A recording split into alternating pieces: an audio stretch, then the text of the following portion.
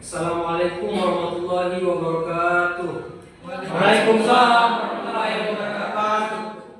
Sebelum memulai sidang pada siang hari ini, alangkah baiknya marilah kita berdoa agar persidangan pada hari ini berjalan dengan lancar. Berdoa mulai.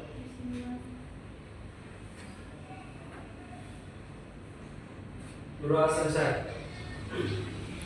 Sidang Pengadilan Agama kelas 1A Kupang hari Senin tanggal 7 Desember 2025 dengan register perkara nomor 12/PDTG/2025/PA Kupang dalam perkara cerai gugat antara Intan Permaisuri sebagai penggugat melawan Agung Nahak sebagai tergugat. Jangan mohon mengucapkan lafal basmalah. Bismillahirrahmanirrahim. Sidang kami nyatakan dibuka dan terbuka untuk umum.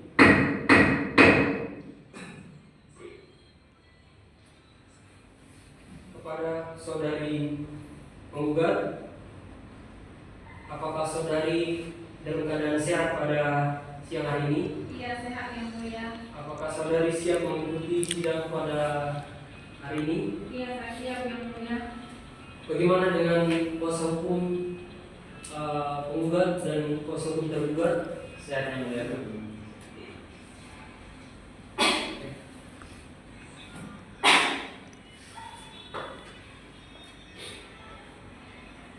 Baik, selanjutnya apakah pada persidangan kali ini sesi tanya jawab akan diwakilkan oleh kuasa hukumnya atau sendiri? Akan diwakilkan oleh kuasa hukum saya yang mulia. Untuk kuasa hukum tergugat, apakah Anda sudah siap dengan surat dupliknya? Sudah yang mulia.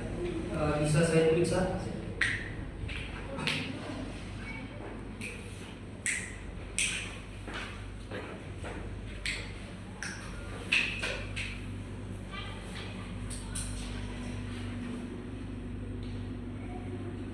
Baik, kepada saudara kuasa hukum, silakan untuk membaca surat dupliknya. Izin yang mulia. Saya sebagai selaku kuasa hukum dari tergugat akan membacakan surat tergugat terhadap replik penggugat. Nomor perkara nomor 12/PDTG/2025/PA Kupang. Pengadilan Negeri Kupang kepada yang terhormat Majelis Hakim Pengadilan Agama Kupang di Kupang. Dengan hormat, saya bertanda tangan di bawah ini nama Agung Nahak, tempat tanggal lahir 10 Agustus 1992, agama Katolik, pekerjaan wirausaha, alamat perumahan subsidi Kelurahan Ogogo, Kecamatan Ogogo, Kota Kupang. Tergugat dengan ini menyampaikan duplik atas replik penggugat tanggal 17 November 2025 sebagai berikut. Penggugat menyatakan bahwa Pengadilan Agama tetap berwenang memeriksa perkara ini karena akad nikah dilakukan menurut hukum Islam. Terkait hal tersebut, tergugat memberikan jawaban berikut. Yang pertama, perubahan agama tergugat berimplikasi hukum terhadap kompetensi absolut. Tergugat tetap pada pendirian bahwa sejak tahun 2004 tergugat telah kembali memeluk agama Katolik. Perubahan ini mengubah status hukum keluarga dalam hubungan keperdataan di kemudian hari. Walaupun akad nikah dilakukan menurut syariat Islam, kompetensi absolut tidak serta-merta permanen, melainkan harus dinilai berdasarkan status terkini para pihak. Tidak. Poin kedua, tidak semua perkara yang diawali dengan pernikahan Islam otomatis menjadi yurisdiksi pengadilan agama. Penggugat memang benar bahwa perkawinan dicatat di KUA pada tahun 2020, namun dengan catatan hukum acara peradilan mensyaratkan adanya keselarasan subjek hukum yang tunduk kepada hukum Islam. Ketika salah satu pihak keluar dari agama Islam, pengadilan agama harus menilai ulang yuridiksinya, termasuk kompetensi pengadilan negeri. Dengan demikian, eksepsi kewenangan absolut tergugat tetap relevan dan patut dipertimbangkan majelis hakim. Poin yang ketiga, Penggugat terlalu menyederhanakan persoalan yuridiksi. Tergugat tidak menolak fakta pencatatan pernikahan, namun menegaskan bahwa perubahan agama menimbulkan perubahan status hukum. Potensi sengketa lintas agama membuka ruang peralihan kompetensi ke pengadilan negeri. Oleh sebab itu, argumentasi penggugat bahwa perubahan agama tidak berpengaruh terhadap kompetensi absolut tidak sepenuhnya tepat dan tetap dapat diperdebatkan secara yuridis. Poin yang keempat, tergugat tetap memohon agar eksepsi kewenangan absolut dipertimbangkan. Tergugat menegaskan bahwa alasan penggugat tidak sepenuhnya menyangkal argumen hukum tergugat. Oleh karena itu, tergugat tetap memohon majelis hakim mempertimbangkan eksepsi kewenangan absolut dan menilai apakah perkara ini layak diperiksa oleh pengadilan agama. Penggugat menyampaikan sejumlah bantahan terkait sikap dan perilaku tergugat. Dengan ini tergugat menyampaikan tanggapan sebagai berikut. Yang pertama, tuduhan perselingkuhan tidak berdasar dan tidak didukung bukti. Penggugat menyebut tergugat pulang lalu, kasar dan memiliki hubungan dengan perempuan lain. Tergugat menegaskan semua tuduhan itu tidak benar. Tidak pernah ada bukti perselingkuhan. Pergaulan tergugat dalam pekerjaan sering mengharuskan pulang malam, bukan karena perempuan lain. Penggugat belum menunjukkan bukti konkret selain klaim sepihak. Yang kedua, tuduhan tidak memberi nafkah adalah tidak benar. Tergugat tetap menolak dalil bahwa ia menelantarkan keluarga. Tergugat masih memberikan kebutuhan rumah tangga sesuai kemampuan. Masalah yang terjadi lebih kepada salah paham dan komunikasi yang kurang baik. Tidak benar bahwa tergugat mengabaikan keluarga sejak awal 2024. Poin yang ketiga, penggugat meninggalkan rumah tanpa alasan yang sah.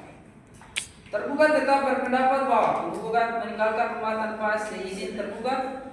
Tergugat tetap menolak alasan penggugat yang mengaku pergi karena pertengkaran atau dugaan perselingkuhan yang tidak pernah terbukti. Tindakan penggugat meninggalkan rumah telah memperburuk keadaan rumah tangga. Poin yang keempat, perpindahan agama bukan alasan perceraian yang berdiri sendiri. Penggugat menjadikan perpindahan agama sebagai salah satu alasan perceraian tergugat. Menegaskan perpindahan agama adalah hak pribadi, tidak menjadi alasan otomatis untuk menyatakan rumah tangga tidak dapat dipertahankan. Banyak pasangan beda agama tetap menjaga rumah tangga secara baik.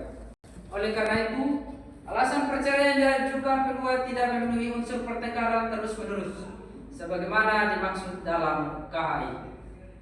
Berdasarkan uraian di atas, tergugat memohon kepada majelis hakim pengadilan agama Kupang untuk yang pertama, menerima duplik tergugat untuk seluruhnya, mengabulkan eksepsi tergugat mengenai kewenangan absolut, atau setidak-tidaknya mempertimbangkan sebagai isu hukum penting. Ketiga, menolak replik penggugat untuk seluruhnya. Keempat, menolak gugatan penggugat karena tidak cukup beralasan hukum maupun fakta. Kelima, menyatakan rumah tangga para pihak masih dapat dipertahankan. 6. Menjatuhkan putusan yang seadil-adilnya. Kupang, 17 November 2025. Hormat tergugat Agung Nahar. Terima kasih. Kepada saudara kuasa hukum tergugat, apakah ada yang Anda ingin tambah atau Anda ubah dari duplik yang Anda bacakan tadi? Tidak ada lagi yang Bagaimana dengan saudari tergugat? Apakah ada yang ingin Anda bantah pada pembacaan duplik ini? Tidak, yang mulia. Nanti saya akan menghadirkan saksi di sidang berikutnya. Selanjutnya yang diperolehkan nanti oleh petugas berwenang akan disampaikan dalam panggilan kepada saksi dan pengajuan bukti. Saudara kuasa hukum dari tergugat, apakah Anda ingin mengajukan saksi dan pengajuan bukti juga? Saya juga akan menghadirkan saksi. Baik. Jika seperti itu, kami nyatakan sidang terbuka untuk umum. Untuk pembuktian dan mendatangkan para saksi, maka persidangan ini akan dilanjutkan pada pekan depan, pada hari Senin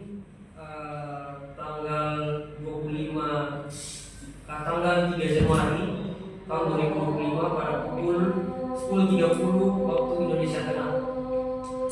Kepada penggugat dan tergugat, kami harapkan saudara sekalian datang kepada persidangan selanjutnya, karena ini berdasarkan panggilan resmi dan sah secara hukum. Baik, sidang perkara cerai gugat dengan register nomor 12/PTG/2025/PA Kupang dengan mengucapkan lafal hamdalah. Alhamdulillah.